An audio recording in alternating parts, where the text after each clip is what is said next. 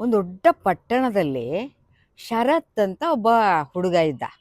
ಸುಮಾರು 10 ವರ್ಷದ ಹುಡುಗ ಅವನು. ಅವನಿಗೆ ಸಾಹಸ ಮಾಡೋದಂದ್ರೆ ಬಹಳ ಇಷ್ಟ. ಯಾಕೆಂತೇಳಿದ್ರೆ ಅವನ ತಂದೆ ತಾಯಿಗಳು ಹಾಗೆ ಇದ್ರು. ಅವ್ರಿಗೆ ಕೂಡ ಚಾರಣ ಎಲ್ಲ ಹೋಗೋದಂದ್ರೆ ತುಂಬ ಇಷ್ಟ. ಚಾರಣ ಅಂದ್ರೆ ಏನಂತ ಗೊತ್ತಲ್ಲ? ದೂರ ನಡಿಗೆ, ಟ್ರೆಕ್ಕಿಂಗ್ ಹೋಗೋದು. ಒಂದ್ಸಲ ರಜಾ ಬಂದಿತ್ತು. ಅವಾಗ ಶರತ್ ಮತ್ತೆ ಅವನ ಮನೆಯವರು ಮತ್ತೆ ಗೆಳೆಯರು ಎಲ್ಲ ಸೇರ್ಕೊಂಡು ಒಂದು ದೊಡ್ಡ ಬೆಟ್ಟಕ್ಕೆ ಚಾರಣ ಹೊರಟರು. ಹಾಗೆ ಅವರು ಬೆಟ್ಟದ ಬುಡದಿಂದ ನಡೀತಾ ನಡೀತಾ ಮೇಲೆ ಹೋದ್ರು. ಅವ್ರ ಹತ್ರ ನೀರು ಮತ್ತೆ ಬೇಕಾದ ಇತರ ವಸ್ತುಗಳೆಲ್ಲ ಇದ್ದು, ಚಾರಣಕ್ಕೆ ಅಗತ್ಯವಾದಂಥ ಎಲ್ಲ ಪರಿಕರಗಳು ಅವ್ರ ಹತ್ರ ಇದ್ದು. ಹಾಗೆ ಎಲ್ಲರೂ ಜೊತೆಯಾಗೆ ನಡೀತಾ ಇದ್ರು. ಆದರೆ ನಡೀತಾ ನಡೀತಾ ಒಟ್ಟಿಗೆ ಇರ್ಲಿಕ್ಕೆ ಆಗುದಿಲ್ಲ ಅಲ್ಲ. ಹಾಗೆ ಏನಾಯ್ತು ಅಂತ ಹೇಳಿದ್ರೆ, ಕೆಲವರು ಮುಂದೆ ಹೋಗತೊಡಗಿದ್ರು, ಕೆಲವರು ಸ್ವಲ್ಪ ಹಿಂದೆ ಬಿದ್ರು. ಸುಮಾರು ಹೊತ್ತು ಶರತ್ತು ತನ್ನ ತಂದೆ ತಾಯಿಗಳ ಜೊತೆಗೆ ಇದ್ದ. ಆದರೆ ಹೋಗ್ತಾ ಹೋಗ್ತಾ ಏನಾಯ್ತು ಅಂತ ಹೇಳಿದ್ರೆ, ಅಲ್ಲಿ ಬೆಟ್ಟಕ್ಕೆ ಹೋಗ್ಲಿಕ್ಕೆ ಕವಲು ದಾರಿಗಳಿದ್ದು. ಈ ಕಡೆಯಿಂದ ಒಂದು ದಾರಿ ಹೋಗ್ತಾ ಇತ್ತು, ಈ ಕಡೆಯಿಂದ ಒಂದು ದಾರಿ ಹೋಗ್ತಾ ಇತ್ತು, ಮಧ್ಯೆ ಒಂದು ದಾರಿ ಹೋಗ್ತಾ ಇತ್ತು.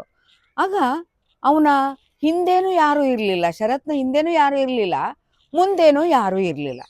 ಹೀಗಾಗಿ ಏನಾಯ್ತು ಅಂತ ಅವನಿಗೆ ಗೊಂದಲ ಆಗೋಯ್ತು, ಕನ್ಫ್ಯೂಷನ್ ಆಗೋಯ್ತು ಅವನಿಗೆ.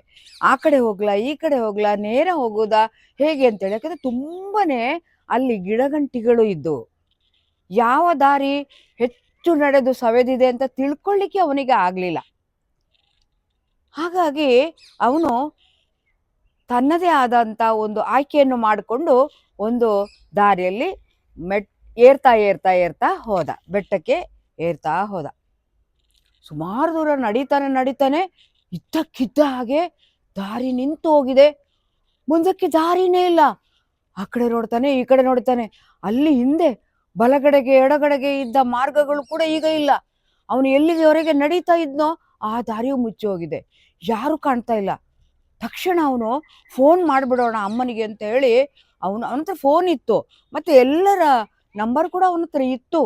ಆಯ್ತಾ, ಅವನು ತಕ್ಷಣ ಫೋನ್ ತೆಗೆದು ಹಲೋ ಹಲೋ ಅಂತ ಮಾಡ್ಲಿಕ್ಕೆ ಅವನು ಪ್ರಯತ್ನ ಪಡ್ತಾನೆ. ಅಲ್ಲಿ ನೆಟ್ವರ್ಕೇ ಇಲ್ಲ, ಫೋನ್ ಡೆಡ್ ಆಗೋಗಿದೆ, ಯಾರಿಗೆ ಕೂಡ ಕನೆಕ್ಷನ್ ಸಿಗ್ತಾನೆ ಇಲ್ಲ, ಸಂಪರ್ಕವೇ ಸಿಗ್ತಾ ಇಲ್ಲ. ಇನ್ನೇನು ಮಾಡೋದು? ಅವನಿಗೆ ಹಿಂದಕ್ಕೆ ಬರ್ಲಿಕ್ಕೂ ಮನಸ್ಸಿಲ್ಲ. ಮುಂದಕ್ಕೆ ಹೋಗ್ಬೇಕು, ಮುಂದೆ ಹೋದವ್ರನ್ನ ಸೇರ್ಬೇಕು ಅಂತಲೇ ಅವನಿಗೆ ಮನಸ್ಸು.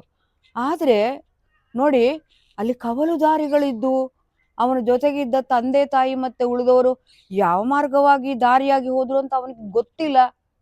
ಈಗ ಅವನು ಏನ್ ಮಾಡ್ಬೇಕು ಹೇಳಿ? ನೀವಾದ್ರೆ ಏನ್ ಮಾಡ್ತಾ ಇದ್ರಿ? ಹಿಂದಕ್ಕೆ ಬರ್ತಾ ಇದ್ರ? ಹಿಂದಕ್ಕೆ ಬರುವುದು ಅಂದ್ರೂ ಅವನಿಗೆ ಭಯ. ಹೀಗೇ ಅವನು ಯೋಚನೆ ಮಾಡ್ತಾ ಮಾಡ್ತಾ, ಏನಾದ್ರೂ ಆಗ್ಲಿ, ನಾನು ಮುಂದೆನೆ ಬೇಡ ಬೇಡ, ಮುಂದೆ ಹೋಗೋದು ಹೇಗೆ? ದಾರಿ ಇಲ್ಲ, ಬೇಡ, ಹಿಂದಕ್ಕೆ ಬಂದು ಅಲ್ಲಿ ಕವಲು ದಾರಿಗಳಿದ್ದವಲ್ಲ ಅದರಲ್ಲಿ ಯಾವ್ದಾದ್ರು ಒಂದು ಆಯ್ಕೆ ಮಾಡ್ಕೊಳ್ತಾನೆ, ಅಥವಾ ಅಲ್ಲಿಗೆ ಬಂದಾಗ ನೆಟ್ವರ್ಕ್ ಸಿಕ್ಕಿದ್ರೂ ಸಿಕ್ಕುತ್ತೆ ಅಂತೇಳಿ ಅವನು ಹಿಂದಕ್ಕೆ ಬರ್ತಾನೆ, ಹಿಂದೆ ಹಿಂದೆ ಹಿಂದೆ ಹೋಗ್ತಾನೆ. ಅವನು ಹಿಂದೆ ಹಿಂದೆ ಬಂದಾಗ ಮತ್ತೆ ಅವನು ಎಲ್ಲಿಂದ ಆ ಕವಲು ದಾರಿ 3 ದಾರಿಗಳಿದ್ದವಲ್ಲ ಅಲ್ಲಿಗೆ ಬಂದು ಸೇರ್ತಾನೆ ಶರತ್. ಅಲ್ಲಿಂದಲೂ ಅವನು ಫೋನ್ ಮಾಡ್ಲಿಕ್ಕೆ ಪ್ರಯತ್ನ ಪಡ್ತಾನೆ. ಸಂಪರ್ಕವೇ ಸಿಗ್ತಾ ಇಲ್ಲ. ಮತ್ತೆ ಇವರ ಹಾಗೆ ಚಾರಣಕ್ಕೆ ಬಂದವರು ಕೂಡ ಯಾರೂ ಇಲ್ಲ ಅಲ್ಲಿ, ನಿರ್ಜನವಾದ ಪ್ರದೇಶ. ಹಾಗೆ ಆ ಕಡೆ ನೋಡಿದ್ರೆ ತುಂಬ ಮರಗಳು, ಕಾಡು ಕಾಣ್ತಾ ಇದೆ. ಈ ಕಡೆ ನೋಡಿದ್ರೆ ಮುಳ್ಳು ಗಿಡಗಂಟಿಗಳು ಕಾಣ್ತಾ ಇವೆ, ಅಂದ್ರೆ ದಾರಿ ಇದೆ ಆ ಕಡೆ ಈ ಕಡೆ. ಮತ್ತೆ ಹೀಗೆ ದೂರ ಕಣ್ಣು ಹಾಯಿಸ್ತಾನೆ ಅವನು, ದೊಡ್ಡ ದೊಡ್ಡ ಬಂಡೆಗಲ್ಲುಗಳಿವೆ. ಹೇಗೆ ಹೇಳೋದು? ಕಾಡು ಮೃಗಗಳು ಇದ್ರೂ ಇರ್ಬೋದಲ್ವ ಅಲ್ಲಿ, ಚಿರತೆಗಳು ಇದ್ರೆ ಏನ್ ಮಾಡೋದು?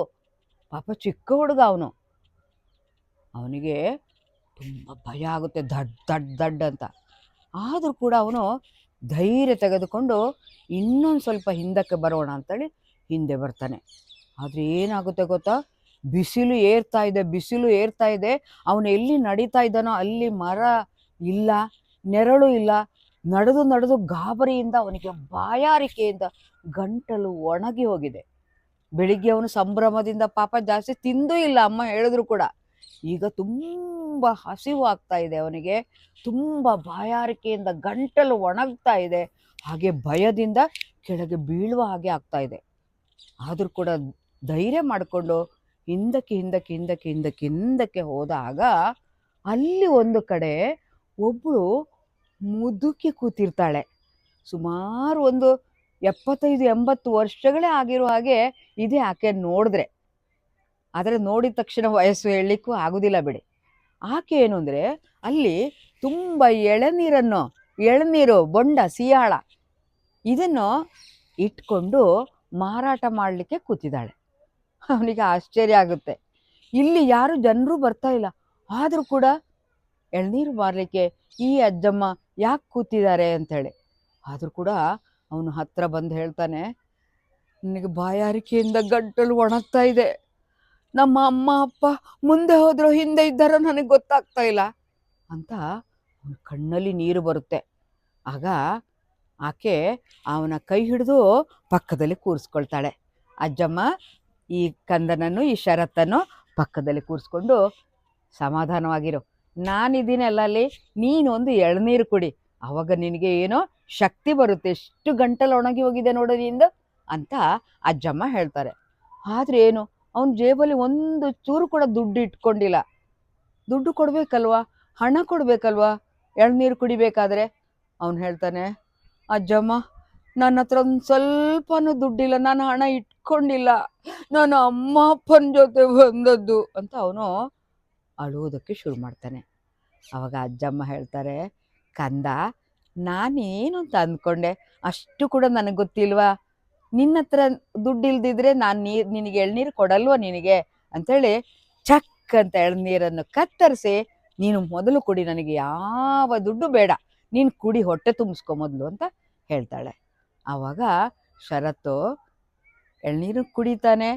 ಕುಡಿದಾದ್ಮೇಲೆ ಅಜ್ಜಮ್ಮ ಆ ಎಳ್ನೀರದ ಇದೆಯಲ್ಲ, ಬೆಳ್ಳಗೆ ಇರುವಂಥ ತಿರುಳು ಇದೆಯಲ್ಲ, ಅದನ್ನು ಕೂಡ ತೆಗೆದು ಶರತ್ತಿಗೆ ಕೊಡ್ತಾರೆ ಅಜ್ಜಮ್ಮ. ಅದನ್ನೆಲ್ಲ ತಿಂದು ಕುಡಿದು ಆದಾಗ ಅವನಿಗೆ ಹಬ್ಬ ಅಂತ ಶಕ್ತಿ ಬರುತ್ತೆ. ಮತ್ತು ಇನ್ನೂ ಒಂದಿದೆ, ಸ್ವಲ್ಪ ಧೈರ್ಯ ಬರುತ್ತೆ. ಯಾಕೆ ಹೇಳಿ, ಇಲ್ಲಿ ನಾನೊಬ್ಬನೇ ಅಲ್ಲ, ಅಜ್ಜಮ್ಮ ಇದ್ದಾರೆ ಅಂತ ಆಯ್ತಲ್ಲ.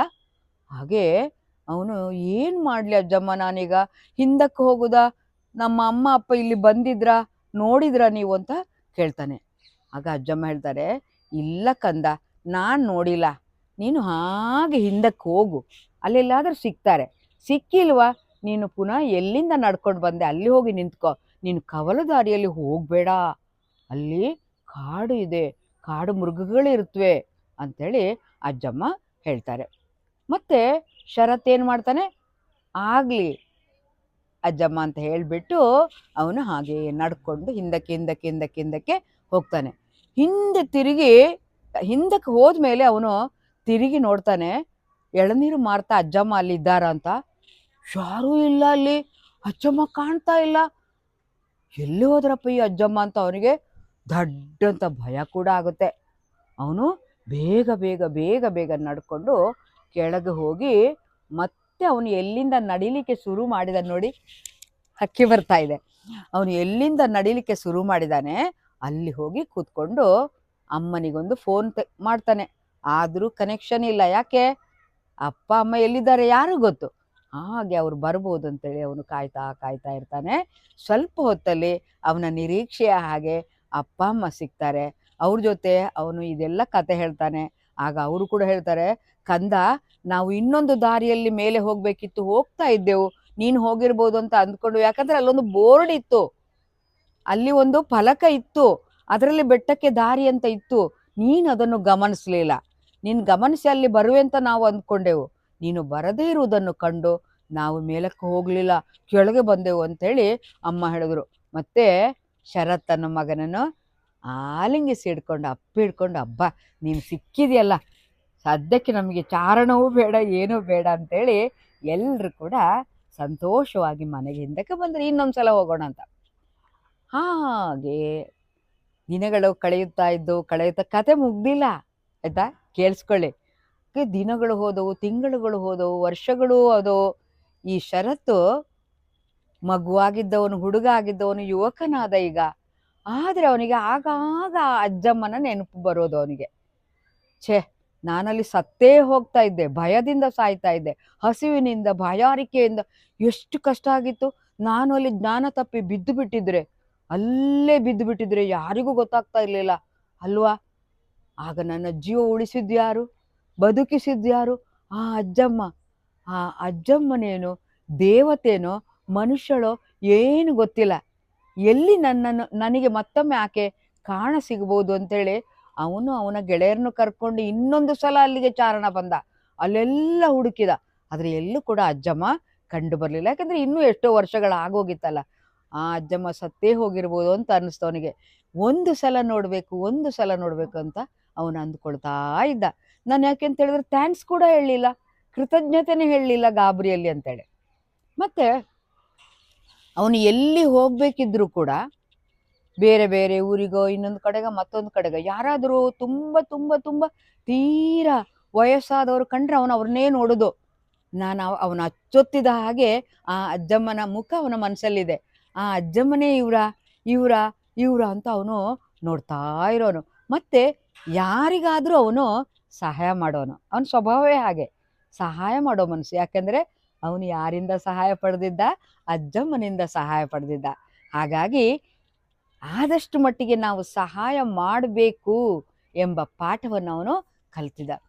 ಹೀಗೆ ಇರ್ತಾ ಇರ್ತಾ ಒಂದು ದಿವಸ ಅವನಿಗೆ ಮತ್ತೂ ಕೂಡ ಚಾರಣ ಹೋಗುವ ಒಂದು ಹವ್ಯಾಸ ಇದ್ದೇ ಇತ್ತು. ಒಂದು ದಿವಸ ಅವನು ಹೀಗೆ ಚಾರಣ ಹೋಗ್ತಾ ಇರುವಾಗ ಒಂದು ಮುದುಕಮ್ಮ ಅಲ್ಲಿ ಬಿದ್ದಿರೋದು ಅವನಿಗೆ ಕಂಡು ಬರುತ್ತದೆ. ನೋಡ್ತಾನೆ, ಆಕೆ ಜ್ಞಾನ ತಪ್ಪಿದ ಹಾಗೆ ಇತ್ತು ಆಕೆಗೆ. ಮತ್ತೆ ಆಕೆ ಸುತ್ತ ಎಳನೀರುಗಳು ಕೂಡ ಇದ್ದು. ಅವನು ಮುಂಚೆ ಹೋದ ಬೆಟ್ಟವೂ ಅಲ್ಲ, ಅದು ಬೇರೆ. ಅವನು ತದೇಕ ದೃಷ್ಟಿಯಿಂದ ಆಕೆಯ ಮುಖವನ್ನು ನೋಡ್ತಾನೆ. ಖಂಡಿತ ಆಕೆನೆ, ಅದೇ ಅಜ್ಜಮ್ಮ ಇದು. ಇನ್ನಷ್ಟು ವಯಸ್ಸಾಗಿದೆ, ಜ್ಞಾನ ತಪ್ಪಿ ಬಿದ್ದು ಬಿಟ್ಟಿದ್ದಾರೆ. ಬೇಗ ಬೇಗ ಆಕೆಯನ್ನು ಎತ್ತಿಕೊಂಡು ಅವನು ತನ್ನ ಕಾರಿಗೆ ತಂದು ಮಲಗಿಸಿ ಸೀದಾ ಧಾವಿಸಿ ಜೋರಾಗಿ ಕಾರನ್ನು ಓಡಿಸ್ತಾ ಅವನು ಒಂದು ಆಸ್ಪತ್ರೆಗೆ ಕರ್ಕೊಂಡು ಬರ್ತಾನೆ ಅಜ್ಜಮ್ಮನನ್ನು. ಮತ್ತೆ ಎಷ್ಟು ಖರ್ಚಾದರೂ ಸರಿ ಈ ಅಜ್ಜಮ್ಮನನ್ನು ನೀವು ಬದುಕಿಸಲೇಬೇಕು ಅಂತೇಳಿ ಅವನು ವೈದ್ಯರಿಗೆ ಹೇಳ್ತಾನೆ. ಆ ವೈದ್ಯರು ಕೂಡ ಸತತ ಪ್ರಯತ್ನ ಮಾಡಿ ಅಜ್ಜಮ್ಮನ ಪ್ರಾಣವನ್ನು ಉಳಿಸ್ತಾರೆ. ಅಜ್ಜಮ್ಮ ತುಂಬ ಶಕ್ತಿ ಅಜ್ಜಮ್ಮನಿಗೆ. ಬೆಟ್ಟ ಹತ್ತಿ ಹತ್ತಿ ಹತ್ತಿ ಎಳನೀರು ಮಾರ್ತಾ ಇದ್ದಿದ್ದಲ್ಲ ಮುಂಚೆ. ಹಾಗಾಗಿ ಅಜ್ಜಮ್ಮನಿಗೆ ಎಚ್ಚರ ಆಯಿತು. ಕಣ್ ತೆರೆದು ನೋಡಿದಾಗ ಒಬ್ಬ ಯುವಕ ಎದುರುಗಡೆ ನಿಂತಿದ್ದಾನೆ. ವೈದ್ಯರು ಹೇಳಿದ್ರು, ಅಜ್ಜಮ್ಮ, ನಿಮ್ಮ ಪ್ರಾಣ ಉಳಿಸಿದ ಯುವಕ ಇವನೇ ಅಂತ. ಅಜ್ಜಮ್ಮನಿಗೆ ಹೇಗೆ ಗುರುತು ಸಿಕ್ಕಬೇಕು ಅಲ್ವಾ? ಹುಡುಗ ಇದ್ದವನು ಯುವಕ ಆಗಿದ್ದಾನೆ. ಆಗ ಶರತ್ ನಗುತ್ತಾ ಹೇಳ್ತಾನೆ, ಅಜ್ಜಮ್ಮ, ನಿಮಗೆ ನನ್ನ ಗುರುತು ಸಿಕ್ಕಲಿಲ್ಲ ಅಲ್ವಾ? ನೀವು ಅವತ್ತು ನನ್ನನ್ನು ಎಳ್ನೀರು ಕೊಟ್ಟು ಜೀವ ಉಳಿಸಿದ್ದೀರಿ, ಹೌದಲ್ವಾ? ಆಗ ಅಜ್ಜಮ್ಮ ಹೇಳ್ತಾಳೆ, ಕಂದ, ನಾನೇನು ನಿನ್ನ ಜೀವ ಖಂಡಿತ ಹೋಗ್ತಿರ್ಲಿಲ್ಲ. ಅವಾಗ ಖಂಡಿತ ನೀನು ಬದುಕ್ತಾ ಇದ್ದೆ. ನಿನ್ನ ಅಪ್ಪ ಅಮ್ಮ ನಿನ್ನನ್ನು ಹುಡ್ಕೊಂಡು ಬರ್ತಾನೆ ಇದ್ರು. ಆದರೆ ನಾನು ನಿನಗೆ ಕೇವಲ ಒಂದು ಎಳನೀರು ಕೊಟ್ಟೆ. ನೀನೇನು ಕೊಟ್ಟೆ? ನನಗೆ ಜೀವ ಕೊಟ್ಟೆ. ನಾನೊಂದು ಎಳನೀರು ನಿನಗೆ ಕೊಟ್ಟಿದ್ದಕ್ಕೆ ನೀನೇನು ನನಗೆ ಕೊಟ್ಟೆ? ಜೀವ ಕೊಟ್ಟೆ. ನೀನೇನಾದರೂ ನನ್ನನ್ನು ಎತ್ತುಕೊಂಡು ಬಾರ್ದಿದ್ರೆ ಅಲ್ಲಿ ಸತ್ತು ಹೋಗ್ತಾ ಇದ್ದೆ, ಹೌದಲ್ವಾ ಅಂತ ಅಜ್ಜಮ್ಮ ಹೇಳಿ ಆ ಶರತ್ನ ತಲೆಯ ಮೇಲೆ ಕೈ ಇಟ್ಟು ಆಶೀರ್ವಾದ ಮಾಡ್ತಾಳೆ. ಆಗ ಶರತ್ಗೆ ನನ್ನ ಜನ್ಮ ಸಾರ್ಥಕ ಆಯಿತು ಅಂತ ಅನಿಸುತ್ತೆ. ಮಕ್ಕಳೇ, ಕತೆ ನಿಮಗೆ ಹೇಗನ್ನಿಸ್ತು ನೋಡಿ. ಒಂದೇ ಒಂದು ಸಣ್ಣ ಸಹಾಯವನ್ನು ನಾವು ಇನ್ನೊಬ್ಬರಿಗೆ ಮಾಡಿದ್ರೂ ಕೂಡ ನಮಗೆ ಸಹಾಯ ಸಿಗುತ್ತೆ, ಹೌದಲ್ವಾ? ನಾವು ಜೀವನದಲ್ಲಿ ಆದಷ್ಟು ಮಟ್ಟಿಗೆ ಪರೋಪಕಾರಿಗಳು ಆಗಬೇಕಲ್ವಾ? ಇಷ್ಟು ಹೊತ್ತು ಕಥೆಯನ್ನು ಆಲಿಸಿದ್ದಕ್ಕಾಗಿ ಏನು ಹೇಳಿ ಧನ್ಯವಾದಗಳು. ಮುಂದಿನ ಸಲ ಇನ್ನೊಂದಷ್ಟು ಚಂದದ ಕಥೆಯೊಂದಿಗೆ ನಿಮ್ಮ ಮುಂದೆ ನಿಮ್ಮ ಲೀಲಾ ಮಣ್ಣಾಲ ಹಾಜರ್.